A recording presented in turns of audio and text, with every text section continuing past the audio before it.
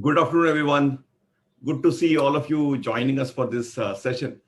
And the session is focused on KYC side, but I think my lookout in the market is that everybody thinks of KYC as a compliance activity.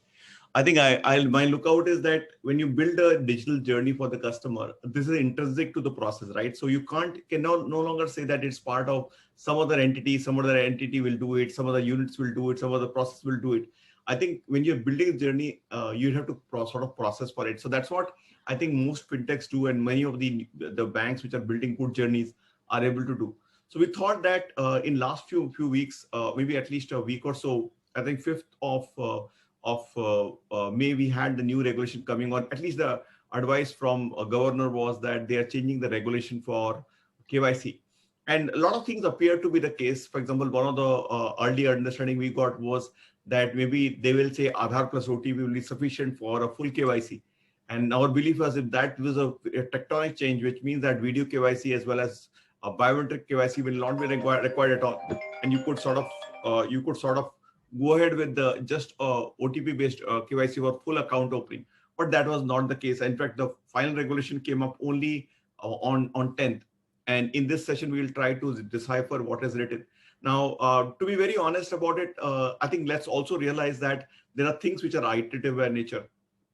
And so as somebody was saying that we should have a PhD in maybe KYC. So it's complicated, right? And also we know that every now and then some other guy will reinterpret the same regulation. I was just thinking that maybe once RBI comes out with a regulation, actually they should have a clarification session in public, because there's so many guys working on that KYC regulation that makes sense for it to come out. And so that retail, I mean, for example, KYC impacts human beings, right? Normal human beings like you and me. And the communication should be not as cryptic as it is, when nobody can figure out, right? So we'll try to give a shot at it, and we'll be very, very happy to take feedback from all of you. And so the way we'll do it this session is primarily to take a session on KYC side. We will tell you what was the original framework, which means that how it was working earlier and how sort of over a period of time it changed up. And in last whatever 1 week, what are the changes? So overall piece, we'll try to define each of these components, but we'll keep it sharp to maybe 10 minutes, 15 minutes. But more focus should be on also the changes which happened in the market in last 1 week or so, and then what is the interpretation of that. So that's the logic which we'll have. And happy to take, so what we'll do is we'll take maybe this whole session to be in not more than maybe 25-30 minutes. And then we'll get into Q&A and try to figure out if we can answer some of our questions. We are not KYC experts. We are trying to ensure that we understand it so that when you and me are deploying it for digital journeys, we are able to deploy. Otherwise, we are not able to progress. Many of you would have suffered this. So that's the agenda of the session. Again, thanks a lot for all of you who are joining in this second half. And me and Shashank will be taking the session. And we'll try to ensure that some of those questions you have, we will try to answer. And if not, I will run away, and me and Shashank will run away saying that we are not KYC experts whenever possible. I think that some this quote here and there, please don't use. It's whatever viewers' discretion is required. So KYC nobody wants to speak too much. So we are trying to bring it on the table. So it is possible that somewhere my interpretation and Shashank's interpretation may not be accurate. I think that viewers' discretion is required. This is an adult subject to be handled with the complete care. That's how I'll say, and we'll start. Hi Rajesh, how are you doing here? Good to see you. Good evening all. Hi, good. So here we go. Good afternoon, Atal sir. Hi Shashank, hi Sameer. Hi. So yeah, and primarily we will also look at it why we believe that neo-banking will just at least for MSME will just zoom up, right? Like crazy, because this framework allows you to open up accounts for MSMEs, which means that proprietors, and also in some way maybe even for other entities using video KYC, which changes a lot of things for the market, dramatic changes. So I think that's one area, but retail, not too much. Quick background about ourselves. We run this. We formed run. Guys, can you just put it on mute? Shashank, can you just check that? Yeah.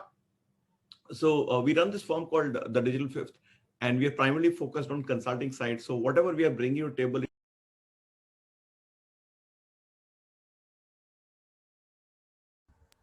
Okay, when you mute, don't mute me. Okay, I'm also part of the crowd. So from a framework perspective, what we're saying, we work with a lot of clients on consulting side. So we realized that this pain point is there on KYC side, and we wanted to bring it to the table so that we don't solve this problem as the main problem. That there are other problems to be solved, but this will not be the key problem to solve. So consulting is big for us. We do a lot of work on partnership. So we bring startups work with with larger entities and vice versa, both ways. We're talking about some activities coming up. We do a lot of training as well, and trainings purely focused on fintechs, and maybe we are the largest players in maybe in Asia, purely focused on fintech trainings and all. And then of course the last vertical we just launched is on hiring, but again only on fintech side and only on slightly on the senior side. So that's largely what we do. Quickly from a work perspective, I think we spoke about already. Quick introduction about myself. My name is Sameer Singh Jenny, and largely I have worked on setting up banks, setting up fintechs, and that's all we have done for last 20 years. And both in India and as well as outside India. And I've worked with multiple entities like a TCB, Citi, and Kotak, and also on digital side, which is the counter side. I've also worked on Infosys and Wipro, again setting up banks. That's largely we have done. And maybe Shashank, you want to do a quick introduction, because I think otherwise we'll keep jumping and we'll keep moving. So yeah. Yes, okay, thanks. So guys, I'm taking care of the consulting at the DCB, the Digital Fifth. Prior to that, I've worked with DCB Bank for almost 8 years, where mainly I was taking care of the digital banking, open banking, also infra. And before that, I've been with L&D Infotech and Wipro, mainly into the technology and the security advisory services, more in the compliance and others. Thank you. Thank you. So let's continue. And there are some of our customers already on board, and banks and BFCs, many of them in across board. This event is coming up on 26th. Some of you may be interested. If you are interested in buying a platform or buying a technology platform or something like that, this is the event for you. It's a B2B one-on-one meetings which we do. So that's coming up on 26th. You can actually reach out. So we'll give you a number where you can reach out. Maybe Shashank, you can share the Shrikant's number and any email ID on the chat so they can learn about it. This event is coming on 26th of May, which is again a virtual event. If you are a provider of KYC, AML, API gateway, any low-code platform, anything around that cybersecurity, you can actually reach out to Shrikant and we can plan. And if you want to buy these platform or partner with someone, we will have around 15 to 20 players on both sides having one-on-one meetings. It's not a noisy platform. It's a one-on-one platform where you will get to meet the right guys and do business. So that's a business-oriented activity going ahead. And we do a lot of training. So I think training, we have spoken about it. Key point is we teach in corporates, we teach in colleges, and we teach open classes, long-term, short-term. So this is a big vertical for us. And quite a few one-day trainings are coming up. For example, open banking is coming on 23rd, which is next weekend. And then we'll have on 13th of June, then and in July, again on digital payment, digital lending. And we are coming back with new products like very soon we'll have products like a CBDC as well coming up on the anvil as well. So that's something which is in progress. There's also something which we do on long-term programs. Right now we are running a very long-term program on multiple segments. Primarily, it's like a one composite 4.5 months program on fintech and then digital lending, open banking, all put together one structure. So first cohort is running and it's very, very positive feedback we've got for that. And we have launched the next one for that. So if you're looking at a deep and long-term understanding of that, that will be a good one for you to join. And the second cohort primarily starts in September. And we definitely work on placement assistance. It's primarily industry-led. And a lot of industry speakers will come, and we'll get a lot of chance to do capstone projects as well. So right now, that's what is running, and we can actually refer some of the current participants as well. So any which way, so let's move on to the regulation itself and what the changes are. So primarily, if you look at it, KYC process itself is into sort of three structures: manual KYC, which is always the case. I think it has been there forever. And then we had eKYC process coming up in multiple ways. Aadhaar plus OTP and Aadhaar plus thumb or Aadhaar plus. I remember launching with Iris in DCB, I think around 6 years back, I guess.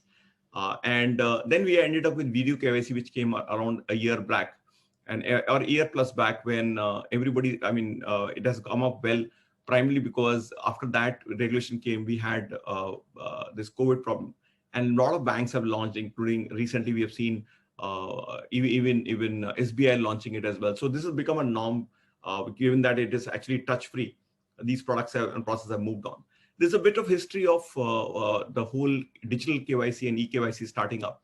So I think in February 2016 is when the first regulation came up on account opening side, some kind of frameworks. And after that, we got this first big boost came in December 2016, when we were allowed to do eKYC account opening based on OTP with 1 lakh as for a savings account and for 60,000 as term loan for loan accounts. And that's where the after that, you remember that Kotak 811 came, because this regulation came. So opportunity is always there. So this event and Kotak 811 are linked, exactly linked. So what I'm saying is the same event now can be linked to maybe banks launching their SME lending platform, because RBI suddenly is allowed video KYC to be used primarily for account opening as well for MSMEs as well. So that's a big change in the direction.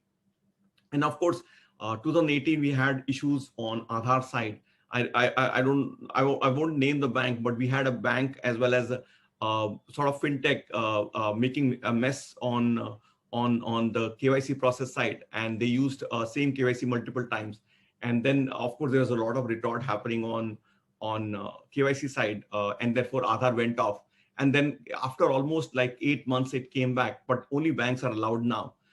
And then now we are moving towards, then we had VCIP, and now we are talking about VACIP getting extended, not just to individuals, but non-individuals as well. So that's a storyline overall of KYC and video KYC. Just a point, I'll not confuse, and I'm sure most of you are experts, so I will not spend too much of time. But primarily in a KYC and video KYC, what is required is, one is in-person verification, right? So you need to be able to figure out who the customer is, and it can be done in multiple ways. And video KYC is one of the format. When you do Aadhaar plus thumb, the customer is in front of you, and you're able to do it. So these are all pieces. IPV is one piece which is critical. Then you always need a PAN, because the alternative to PAN is primarily you end up using sort of that Form 60 and all, which is not going to work out on online. So it's preferred to use PAN. And PAN you can verify, PAN you can scan, and now you can also pull PAN potentially through DigiLocker as well. So that's one approach. So PAN is required. And then you need to figure out proof of identity. And now what all we are writing here is something which we have picked from the document. So a lot of times we get confused. POI and POA, proof of identity and proof of address. They're two separate ones, but in case of, let's say, Aadhaar has both the details, then POI and POA becomes the same. And therefore, typically, if you look at the great customer experience come when you have PAN and you have Aadhaar address is your permanent address, and that's what you want to use, and life becomes simple. So the customer account opening journey is about pulling all this together into one string and ensuring that customer gets out of the way within seconds, and he doesn't have to wait for hours and minutes.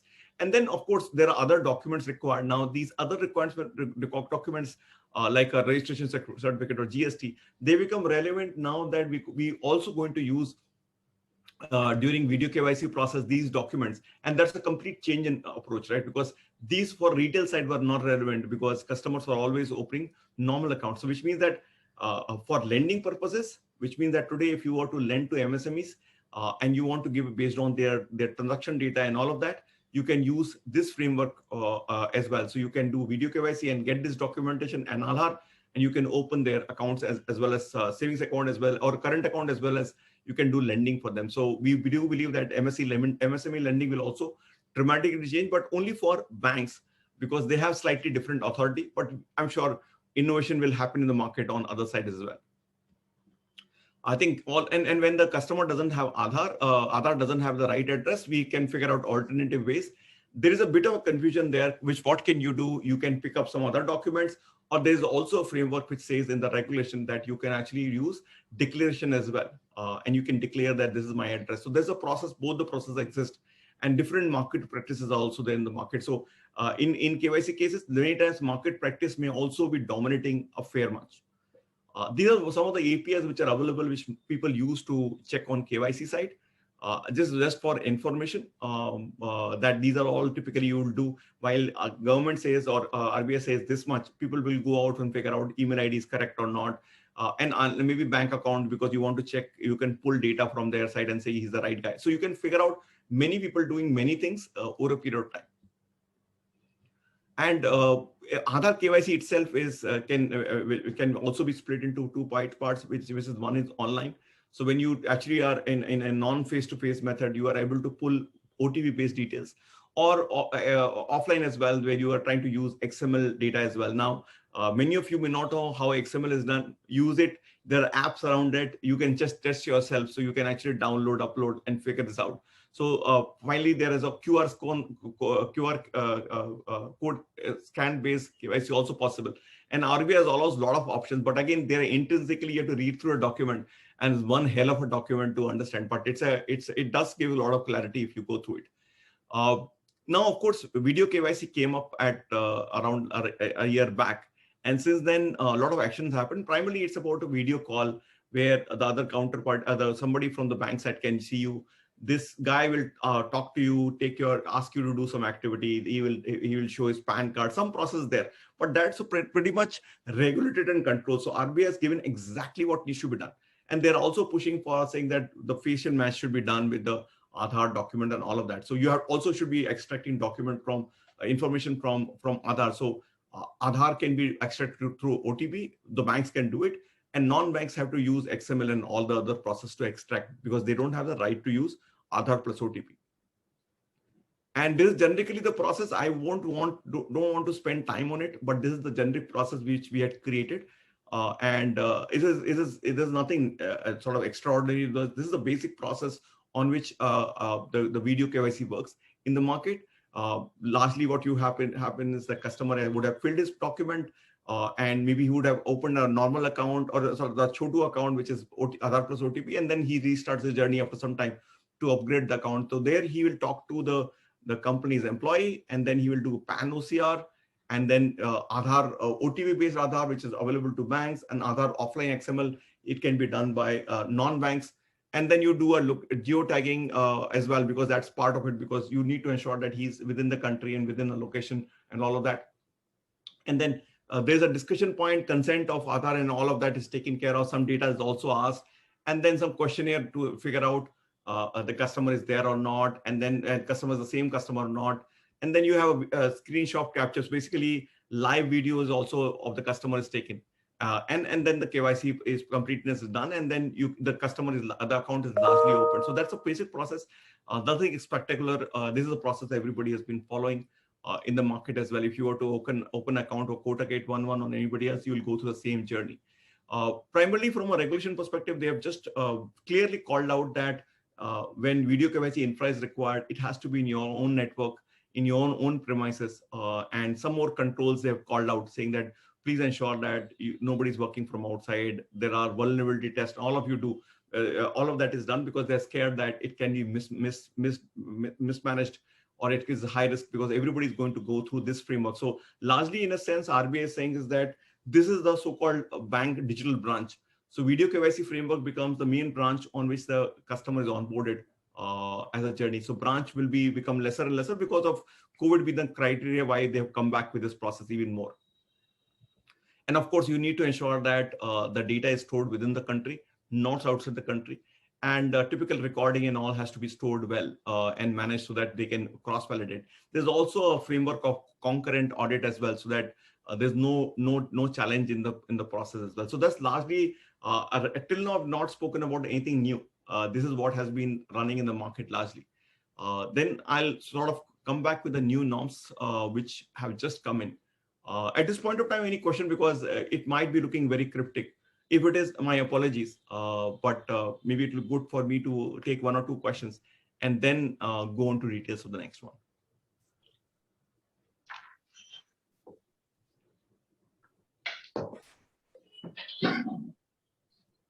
Okay, so either it was too complicated or I made it so simple, right? So Rajesh, I will take you as a loaded question. I hope I was clear.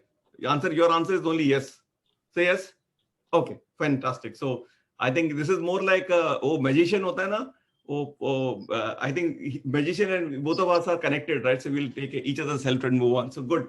Thanks, Rajesh. Thanks, Rajesh. Samir, I have a question. Yeah.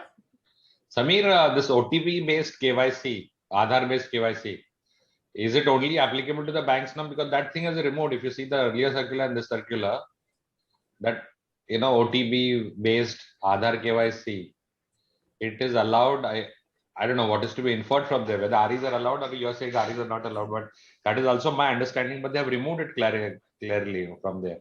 So, okay, let me put it like this. I'll relocate it because I looked it primarily right now in a situation more from a bit on the banking side, but I will come back on that. So, Shashank, maybe let's document it. And then I will. We just compare the two clauses where this Aadhaar, where in the earlier circular it is very clearly written, REs are allowed to do offline KYC, offline Aadhaar based, and that has been actually removed. So it leads to confusion whether the REs are allowed to do the Aadhaar based KYC. We will come back on it. Absolutely. Sure. One question from my side. Yes, Amir. Yeah, so my question is with respect to the RBI regulation also said, and that this is also in this current regulation as well, that official of the RA need to do it. So if we are outsourcing it to a third party, can that be done? So my understanding is that I think time and again they are classically saying that it has to be RE's employee. So I think there's no other option for that. And I think we need to figure out how do you hold those guys on your payroll and structure. So I think outsourcing is definitely not something they are looking at. And even if they do, I think there'll be very exceptional conditions. So I think it may be best to have your own team. And one more question, sorry. Now they have come up with a guideline in this new circular which says that Samir, I'm not able to hear much, right? There's a lot of your voice is going down. Is it better now? Yeah. Yeah. So I'm saying now they have come up with a new guideline which says that the infrastructure need to be housed from the RE's office or RE's location. So in that situation, in the current situation of pandemic, can the agents or the officials can work from any other place, or they need to work from the physical office address? How we can interpret it? No, I think my understanding of it is very simple. The physical, he's right now talking about physical infra, has to be within the bank's own network, and maybe the RE's framework also should be on the same network. As long as that is there, I don't think they are talking about central housing for the employees. They are saying that the technology infra should be in one single place, which is within the bank's environment, so that you don't have a. So in a sense, they're saying don't put it on cloud. That's what my read is. Right. So as long as we are doing it from our domain, then that should make the person, right? Yes, you have to do on your domain, and it has to be in your infra. Largely, that's how you should be able to operate. But your employees may not be in office. I don't think they're harping on that. Okay. Thank you. Yeah. Samir, Chirag here. Yes, sir. So my question is a follow-up to Samir's question that basically it means that private cloud infra is also out of the window for storing this video KYC data. And given that there is a tenure for which this needs to be stored, the BCP and DR also cannot be maintained on the cloud infra. Is my interpretation correct? Your interpretation is right. What my understanding is that you can obviously have your own colo environment, which means that you may have put your own environment in some other housing, some other cages, but structurally you have to own it. And basically, they're literally saying treat it like core banking. Now, whatever you do for core banking, do the same. Got it. That's the simple, because we are trying to separate this out. I'm saying treat it like core banking. Core banking, whatever is permitted, the same is permitted here. But Samir, are we saying about the cloud also? Because I might be having a separate cloud infrastructure. Or is it supposed to be on-prem? No, on-prem is not physical prem, right? Yeah. I mean, I'll talk about from bank perspective, maybe slightly more. In bank's perspective, what we're saying is that this environment, and this is right now the framework is like this. The bank's environment You have every bank has its own colo, and colo you have servers available in which you will deploy. So that's largely what they are saying. Now, interpretation from from a non-banking perspective, I still need to do. But that my understanding is that most of the startups may not have it. So there has to be a framework. Maybe I'm talking about most of the NBFC may not have that framework. So how do you use it? Something which we need to still look at. My understanding is that you can have it on your own cloud infrastructure, because my entire data is on cloud infrastructure now. I agree. I think that's what I'm saying, that when you look at banks may not have an option. Correct. In their environment. But in your case, you don't have a base, right? So your entire core platform is also on that same infra. Correct. But again, it's open for interpretation as well. Because this sentence has come out very, very clinical, but they also added one more statement. It can be outsourced under the outsourcing structure as well. So there is a statement like that. If there is a waiver possible. The only caveat here would be that the data residency should be taken care of. That is clearly there. That's a separate clause. So it has to be in India, a separate clause. This one is a separate clause that you need to house it within your own environment. Okay. So let's move. I'll try to answer go to the new changes which have happened in last 1 week or last 3 days, right? So I think the first one is that, of course, individual customer base, the documentation needs are all same. So there's no change for individuals. So I'm saying just generally, if you look at it, individual, we thought there will be a change. That's what appeared when governor said on 5th. But I stand corrected. I came back with a research on it and we updated on that day. But things have changed because the detailing just says that after Aadhaar plus OTP, you have to do anyway video KYC, which means that there's no change to individuals, right? But what they've changed is they've added proprietors to the framework. So what they're saying is that if you have a PAN card and if you have an Aadhaar and you have any of the 2 documents like a GST or a tax registration certificate or something else, you can 2 of them you can use in a digital framework, and you should be able to start your business as a proprietor. So account opening for proprietors based on Aadhaar plus PAN, and most of them may have some framework. I mean, for example, in my case, I would have maybe a GST or 1 or 2 more details. We can open the accounts, right? So this opens up the new box called neo banking to be done by banks on a full digital way. And I do believe that substantial business will be done within 3 months, 6 months. I do believe that banks like, I mean, again, I'm not talking about any insider story. I'm saying maybe banks like HDFC or maybe let's say InstaBiz, another platform which are right now taking a manual approach to it. They will go digital fully end to end. There is a platform like Bank and others which are now partnering with other banks can also go digital fully. So you will see a huge benefit to SME neobanks and generically SME banking itself in the market. So that's the first interpretation of it. The second interpretation is that they said authorized signatories as well as BOs, beneficial owners as well for legal entities. Both of them can also do KYC through the process. Now, the only thing which I've said needs further validation is that it's not clarified how are they going to get these documentation out of this registration certificate or a GST. That is not clearly, the linkage is not there.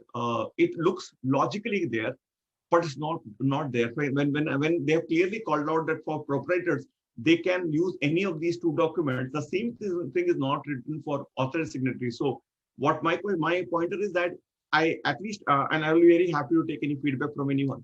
But we don't know right now that when the RBI says that you can do KYC based on for authorized signatory based on 1 or 2 documents. The reverse is not true. It is not calling out, can it be a full end-to-end account opening, or are we saying that account opening process gets triggered in one location or maybe branch and all, and authorized signatories can be added on top of that through some journeys and process. So that's something which we don't know, but that's something which we all of us have to figure out. But that's one pointer which we have on the market on the VCIP side for the key changes.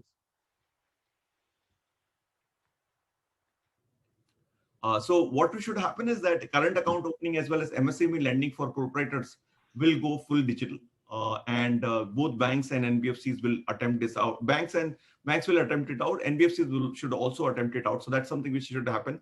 So SME, digital SME banks and neobanks will grow. The funding will also go through the roof, right? Suddenly, I believe that we will see a funding of, let's say, 30, 50, 100 million happening in this segment. I would not name that because some of the VCs will be sitting here and I don't know what they will look at, but you can logically figure out who the beneficiaries of this scale up will be. In terms of KYC updation, of course, the cost structure will go down. I'll keep repeating that the branch psychologically, whatever reason right now, and given the COVID situation, is right now RBI is also not looking at as a sales shop. So even the processing will happen on digital and sales will happen on digital. So my take is that a branch, you can think of this backend wherever which we are trying to outsource as an in-house bank, and maybe you can use it in multiple ways. And VCIP use cases will also change, because you can do for multiple things. I'll come to what more we can do with video KYC as well. Any pointer on this change on proprietorship side? Or anybody has any other interpretation? Yeah, sir, I have one what I can say, a reservation here. Like, unlike for an individual customer who can, get onboarded on any digital platform of any bank using his PAN card and other, it is very difficult for the non-individual entities like proprietors to get onboarded, because there is variety of proprietorship accounts in this country where the people having only a Shop Act license. Now, is there any possibility to address those situations? And number two, for non-individual entities, there is a requirement of at least 2 entity proofs. So now, whether there are companies in the market who have integrated with all these service providers, or rather these the entities which are issuing these certificates on the top of which the banks can readily integrate. So I think the answer to both is I think the market will learn as well, right? Because there's a bit of training which will go through. When Aadhaar OTP came, I think the market was not ripe, but still things change, right? There are multiple things which will happen. Also from a API provider side, the journeys were not full digital, so some half-baked stuffs were also okay. My take is that RegTech companies will also get a much more fillip as well. So they will also start working on creating these journeys. So I certainly see that while you are right that we may not get it all right, but I think there will be a definite improvement. And again, out of, let's say, whatever so-called 60 million or 6 million, whatever the number of MSMEs are there, I think 60 million, right? 6.5 crores. Correct. Wait, that's the number, right? Around that many million MSMEs are there. Maybe we are able to target maybe 10% of it, but at least the market will start opening up. That's what maybe the RBI's agenda has been right now. But Samir, I see VCIP as a process to identify the individual signatories and the proprietors, because you will have to do the KYC of the entity first. So how it will happen is, you first do the KYC of the entity, you do the GSTN verification, CIN verification, all through APIs. Then to the last journey, which is when you onboarding the entity, you have to onboard the authorized signatories and the other individual entities who are going to operate that account or do the needful. So only for that is VCIP is required. I mean, that's what my understanding is. But you cannot onboard an entity using VCIP. I mean, that's what I'm saying. No, I agree. But sole proprietors, yes, end to end you should be able to do. Because sole proprietor is the same as, so his KYC, his entity is the same, right? The only difference is that he will have a GST number or something else. Otherwise, the verification say you can do the entity verification also. Correct. That's what I'm saying. So proprietors we should be able to handle. Yeah. Sameer, hi. This is Neha from RxIL. In continuation to this question, there's also one point in the circular that REs should obtain equivalent e-document of the activity proof with respect to the proprietorship firm. So, do you have any list of like these e-documents which can be obtained in addition to the precept of the proprietor? No, I think these are the pointers they have given. I personally believe that things like GST and all can be number, certificate and all you should be able to pick up. Exactly which one and where, I think we have to do further analysis, but and that's something which RegTech companies will be able to pull through. My take is that most RegTech companies will be right now on war to build the journey itself, right? So account opening journeys and how do you ensure that VCIP includes all the process is something which if you are not, I mean, so my point is that the exploration is still there. Yeah, I think this market will also push through much more. I think tax certificate and all some of these details should be able to, we should be able to pull through. You know, because Samir, we were having an internal debate over this particular thing, but they said they have just rated as registration certificate. So when you talk about MSMEs, you know, registration on Udyam portal is also a registration, but it does not have a digital signature. It just says it's a computer generated statement. But my take is that it's a registration certificate, you can use it. No, I think my other views would be that there is also a DigiLocker opportunity, right? So some of these documents, these issuers are already uploading into the platform. So we may have a situation where much of these documents will be available in the DigiLocker kind of framework, and maybe these entities may also be offering it as a signed document, saying digitally signed document. So I do believe there is an option which will come up, but we should actually explore DigiLocker for sure. But if you ask me, we have actually seen the journey between the XML base and DigiLocker base. The DigiLocker journey is much more simpler than the XML based journey, because even if a person is not individually registered on a DigiLocker and does not have a DigiLocker where the documents extracted, but still the Aadhaar based verification can happen through the DigiLocker, and it's very simple. Correct. And there are enough documents already uploaded, even when we don't know government doing all that stuff to actually load it there, right? So that's and I think what I also learned today was that this is all available as XML in many places, right? So you can actually pull back not just the PDF actually, but you will pull back the details as an XML. Yes, Samir, what Ketan is saying, one point out of that, like if we take the Udyam or Udyog certificate from the MSME in our case, so in that case, we'll not get the PDF copy downloaded from the Udyam site directly. We'll only be able to verify that Udyam number. So we're not sure whether it will be taken positively in this process or not. And otherwise, did you check also on DigiLocker? Is it available or not? No, it's not. No, DigiLocker is not. No, it's not there on DigiLocker. Samir, regarding this question on the entity whose KYC could be done before VSIP comes into picture for authorized signatories, I understand that proprietorship can be done and the private limited can be done through MCA, SIN, and many other APIs which are available. The challenge will be for the partnership forms, where mostly partnerships are notarized or unregistered, or even for the registered partnership forms. So that KYC, entity KYC picture is still not clear. Fair point. I totally get that. Those issues are still there. Chirag, is it for the proprietor also you are saying? Proprietorship? For proprietors, you can do, because proprietorship, even two certificates are easier to get, especially on something like GST, almost everyone would have. No, and I think that tax from MCA you are mentioning, from MCA side. No, MCA, I was specifically talking about LLPs and private limited. Yeah, right. I thought that you were mentioning about proprietors. No, proprietors have nothing, right? Yes, exactly. Yeah. Okay. Second thing regarding VSIP, for banks who do secure digital lending. So there is a process of a personal discussion with the risk underwriter. So I think a video-based personal discussion can also be done as part of the VSIP process. You can always add more layers to that video discussion, right? So you can, I think many entities are already doing in one way or other, but that's a different process, right? You are trying to do a PDD kind of stuff. But I think that video-based process would not be a complete solution, because it requires Aadhaar XML to be verified, right? So that still remains open. Yeah, okay. I think we can go on, but we are running short of time. We are almost at 40 minutes. And maybe Maitri or someone, can you just get a feedback form back to the team here so that they can fill the feedback? So let's continue the journey as well. So Maitri, can you just send the feedback form to the team? Yeah, we'll continue in the meantime. Yeah.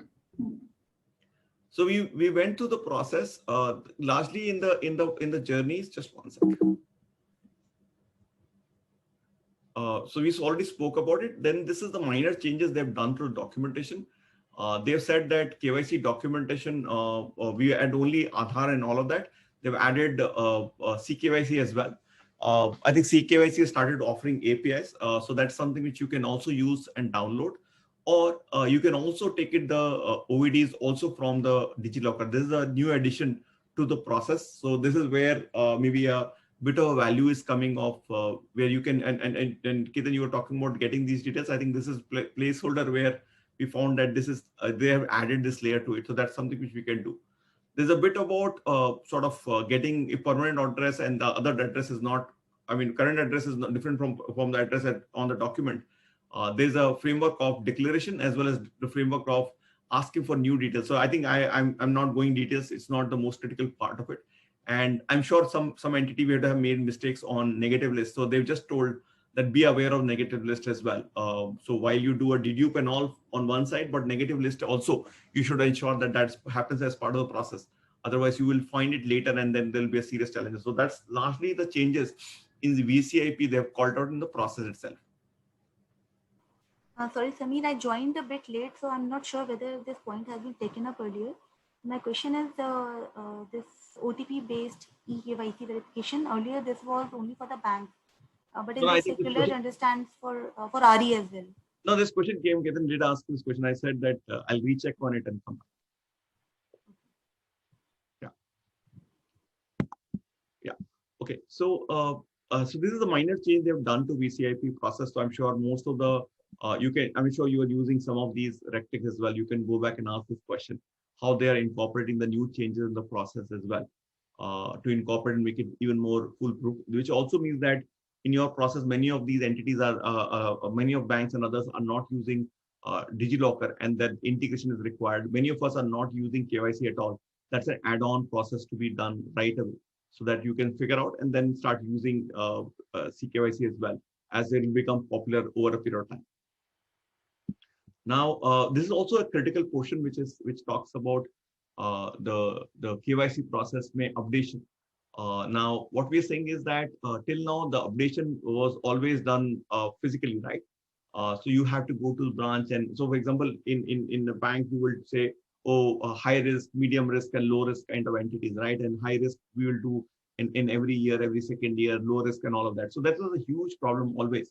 What RBI is saying is that you can actually, if you can actually do it, the changes or updates online real time.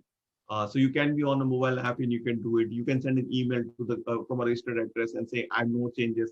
So the process they have laid out, which will dramatically reduce the load on the branches as well as on back office, because it was always resulting in documentation, and that cost also was sort of unbearable. And most banks had sort of delays on that. So that should get solved.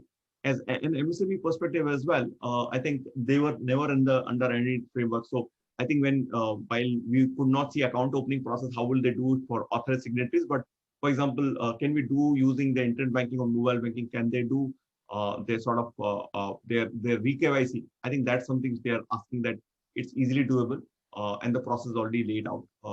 And they have to only do just very simple thing. They've said that for individual, if there's no change in KYC, just give a self-declaration. So you can have no changes, update the way, for example, HDFC, IC, and all of these banks ask at a time of login sometimes saying that, are you okay? And you just say okay, and that should be registered, and then we can move forward. And if there is there's a change, you can actually use multiple channels to communicate about that through email and all. And then they are saying that you should be able to digitally verify if you can.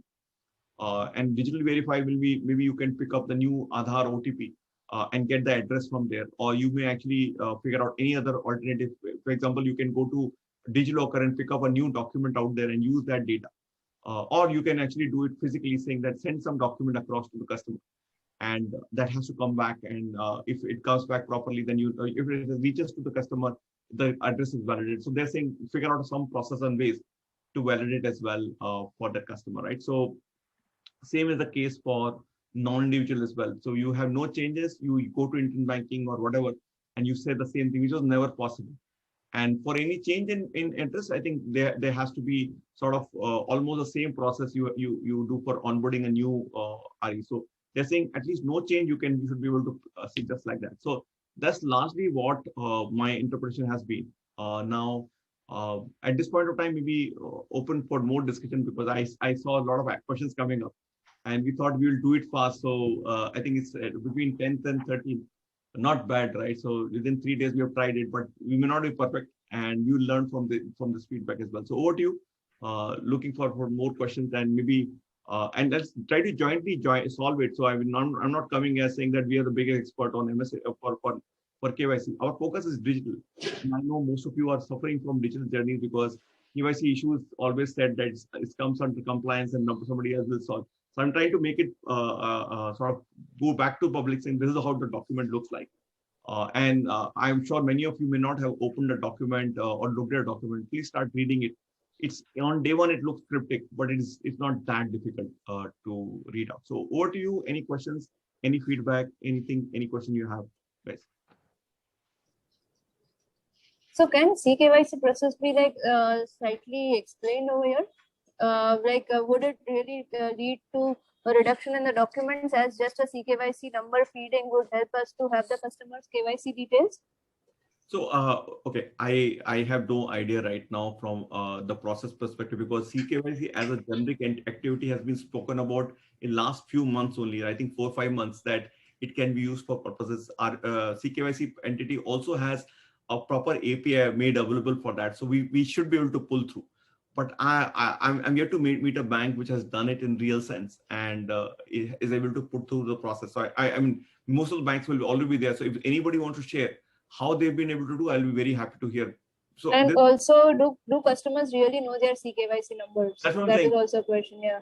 That's why our KYC, the entity has started doing campaigns. So you would see a campaign happening even in ET, where I think they came back with the pointer that you can open your account directly using your CKYC. And do you know your CKYC? So I think the way PAN number was something which never remember, or I think Aadhaar was, we never knew Aadhaar number, right?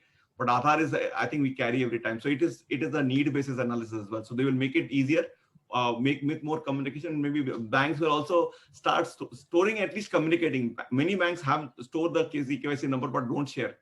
I think this process will also come in picture very soon. So it's a chicken and egg story. So Samir, Chirag here. So CKYC is mostly AMCs were using it for opening any investment account for quite some time. In fact, for last 3 years, I clearly remember. But banks have not been a big taker of CKYC. Most of the customers would have their CKYC number simply by doing a search in their Gmail account. This is their PAN, and they will get a scan CKYC combination. The question I have is whether lending products will also be allowed, like a credit card can be issued through a CKYC now. Is there any clarity regarding that? I think, as I said, yes. Yeah, go ahead. Who's responding? Please go ahead. Hey, hi, Sritesh here. So I'm part of RecTech anyway. So just like some new information about that line. So CKYC fundamentally is much better than SEBI regulated compared to RBI regulated. So when we do CKYC, a PAN number or CKYC number works, but ultimately you need to have a like POI as a proof of KYC compliance, which anybody, any point of time, any audit happens, you need to have proof of that. So CKYC only shares certain information. They don't share ID proof back to you, which you require to have a compliant perspective. Okay, that's one part of that. The second question, I think Chirag, I missed it. Yeah, main question was regarding this only, that a lending product, a personal lending product like credit card or personal loan can be done. Yes. Yeah, so the all credit card companies, banks, NBFC are allowed to take the CKYC services. Only regulated entities under RBI can take the CKYC services. Okay, thank you, Rajat. Thank you. I think regulated entities under RBI as well as SEBI are allowed to take the KYC from the registry, from the CKYC registry. Yeah, including PFRDA and IRDA as well. So any regulated entities, yes. Correct. Okay. Would banks want to, update limited KYC accounts to full KYC accounts? Do you think that would be a priority for banks, or would re-KYC be a priority for banks with the current RBI changes? Just wanted to hear your views on that. I think both have a different reason, right? The first one is about doing more business, and sales is on high priority for all business. So I think the first part is all about that. The second part is more about compliance, right? Losing the current business. So you already have the customer and you will lose him if you can't do re-KYC, right? So the reasons are different, and the banks will have priority for both, because re-KYC is like this. If you can't do it, then RBI will come and audit and kill you.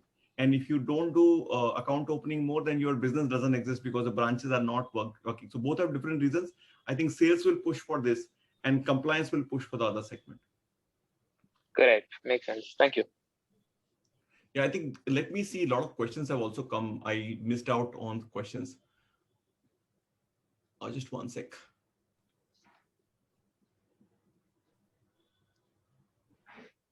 Okay, I think Saurabh is asking, is there any guidance or required security encryption or otherwise for the storage, specifically for fintech? I think this is, Shashank, you want to talk about bit of a security side, any pointers here?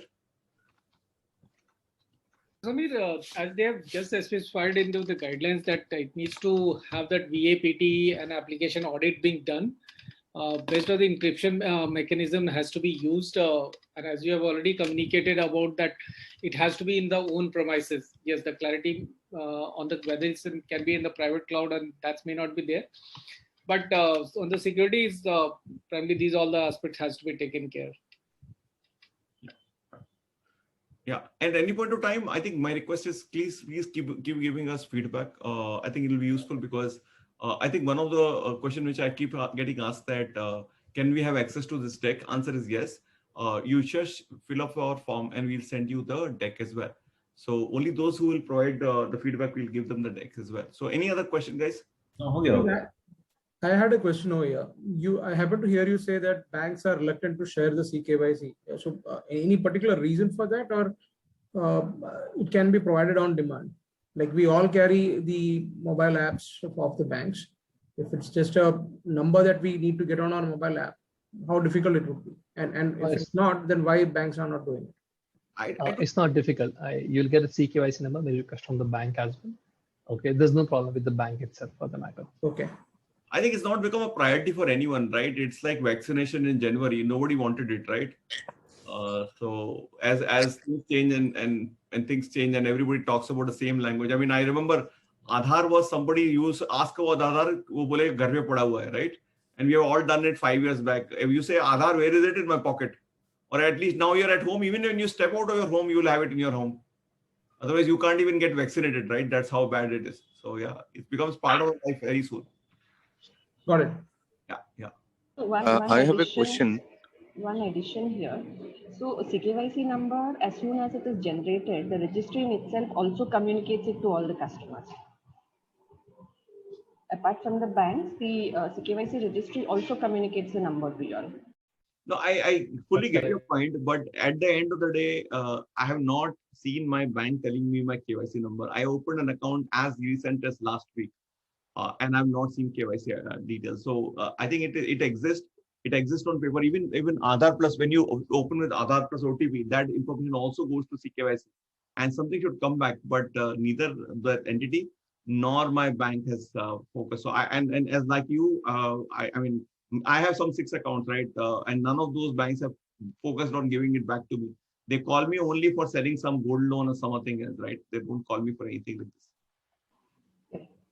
But from a search point of view, you don't really need your CKYC number. You just need the PAN number and the date of birth or the PIN code and a couple of other information based on which you can search the CKYC database and download the CKYC information. Sure. But predominantly, Samir, you feel these changes are going to help fintechs lend more, right? I mean, besides banks and NBFCs, this will like streamline a lot of KYC requirements per se, and this is a good sign for the lending industry. Generally, for industry, it is good because it allows a new. I mean, at least MSME was never covered for much, right? They, at least proprietors themselves are the large segment. I think 90% of MSMEs will be proprietors, right? So they come under the radar of account opening, which is a good sign. Now, how do you do it? How the structure happens between you, let's say fintech and RE is always a question how the structuring is done. But I'm sure many entities will structure in such a way that they actually should be able to use the frameworks which are available to banks and sort of work with them. So it can be a neobank structure is maybe much better, because in a neobank structure, you are saying that you are opening customers' savings account to current account with the same authentication validation. I think what is applicable for a savings account is also applicable for lending. The frameworks are common. So we just need to ensure that these entities have to ensure that their agreements are clear and the communication to customers is also clear. So the customer should know with whom they are opening an account, what the process is. And if that is done well, then maybe this would work. So agreement between banks and fintechs will have to be structured better so that they can avail of all these features as well, which today many fintechs are able to do by becoming a so-called neobanks. Right. Yes. Yeah. Thanks. Sameer, a question regarding the regarding the remote KYC possibility for a private limited company. While the KYC gets done, but for account opening, a board resolution is also required. No, so that's what I'm saying, that as of now, as things stand today, I didn't have the answer, right? So I was saying that one of the pointer is that details are not clear. And we need to figure out and solve for it, right? So we don't have the answer for it because so just an idea. Sorry to interrupt. Just an idea. So last year, government came with the idea of digital document execution under NSDL.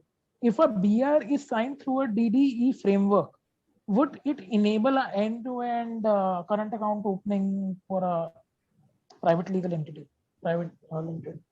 No, that's what I'm saying. These are all enablers, right? Multiple enablers are there, but how do we pull together? Because document itself doesn't talk about these things in detail, right? It goes and talks about proprietors well, but shies away from authorized signatories. You can search for a document, you find authorized signatories in 2 places, and that's about it. They don't get into a detailing the way they've done and talked about these documents for proprietors. They've not done it, right? So that's a key difference which we are not able to solve for.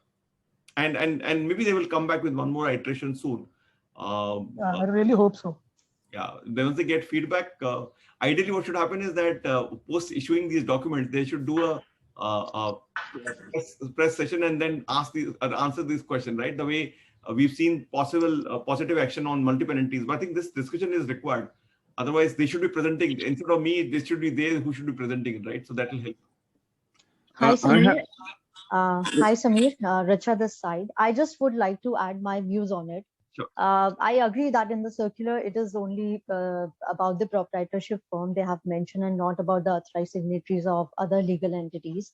But I understand that if we refer to the master direction on KYC, it is very clear in the section 28 of it that for the proprietors, they ask for the only in case of proprietorship firm, they ask for the only 2 documents, whereas from section 38 onwards for other legal entities, they have listed down that each and every documents which are mentioned into that particular section are required. So when a company is onboarding, whether it is a public limited or a private limited, and as and when an authorized signatory of that, an entity is taking KYC of authorized signatory of that entity, all the documents which are necessary as per section 16 has to be complied with. So of course, we can go ahead with the VSIP process of the individual person of that authorized signature of that legal entity. But in case of proprietorship, it is only what like we can for the proprietor we can go ahead with the VSIP, and in case of proprietorship firm, we can take ahead with the 2 equivalent e-documents of it. No, I agree. That's what you and me are on the same page. Exactly, that's what we said. There's a clarity to one side, but not to the other side, right? So. I'm with you on that. Absolutely with you on that. I think we are running short of time. Any last minute question? I think we've got some 28 feedback, so we'll be sharing the emails to the document across to you as well, maybe in a day's time. Before we close, any last minute pointers on anything which you guys wanted to ask? I shared maybe on WhatsApp, somebody would have shared the details of the person on our side, Shrikant, if you want to contact for anything. Largely, maybe before I close, just a quick pointer. We have something very focused on B2B fintech partnership kind of structure coming up on 26th. If you want to join that, it's again an open framework. All buyers don't pay anything. So from a buyer side, if you are looking for a solution, you should be able to find it here. And that's going to happen on 26th. And then on training side, we have a couple of trainings coming up very, very soon. So you can look at these trainings as well. Open banking is the first one coming on 23rd. And the long-term program is also happening. And of course, just for everyone, that technically what we bring to a table is what we were trying to work on for our certain set of clients on KYC, and thought it is useful for everybody as a community, right? So if you want us to solve any other practical problems, And I'm not saying that with this session, we are able to solve everything. Not possible. It's an open discussion, right? So I'm not saying that we are the authority on piece, but it's important that we sort of leverage whatever we know and see, discuss and learn. I mean, for us, a lot of feedback is also learning. So that's the idea. If there's something else you would like us to look at, you can always let us know. We'll attempt it. I think we are trying to figure out if we can launch some session or a webinar on CBDC and few other areas as well. So we'll work on it. Any other feedback will be good to take. Otherwise, we are closing now. If no, thank you. Hey, sir. hi, Samir. Samir, this is Alok. Hey. Alok. Hey, Samir, we are looking for a You session. attended one of these trainings, right? Kaun sa wala tha? Yes. I attended this open banking session. Correct. So, Samir, are we launching any session on the CBDC digital currency? Yes, that's something which is work in progress. I think we should be out with it maybe in maybe 2-3 months down the line. So the work is right now happening, and we have only I think layered something only till June, July somewhere. I think July we will have the last session in just let me see. Yeah, so last session is happening in July, and around that. Quickly, just want to understand anything concrete happening in India post this RBI directive on the digital currency. I mean, take into consideration the peer country like China and UK moving fast. Something concrete is happening. Any timeline decided? No, I don't think that much is there, but I think it will come up as well. I think it's a generic movement. Everybody will start talking and asking, then sometime in time it will also come in picture. But I don't think, given the pressure in the market and everybody running, so it's a new blockchain in the market, right? So you have to learn about it, even if you have to talk to your friends, right? So that's where CBDC has become. In just few months, right? I think 5-6 months back, there was no talk. Today, correct. CBDC, right? So, and I also believe that blockchain is the same case, right? So we've never done a full-fledged blockchain sessions as well, but that's coming on the anvil, because I think it's time for all of us to be practical on the ground, and the technology itself is improving a lot, and the use case we are seeing on the ground in reality. So these are the kind of programs we are definitely on the anvil next few months. Right.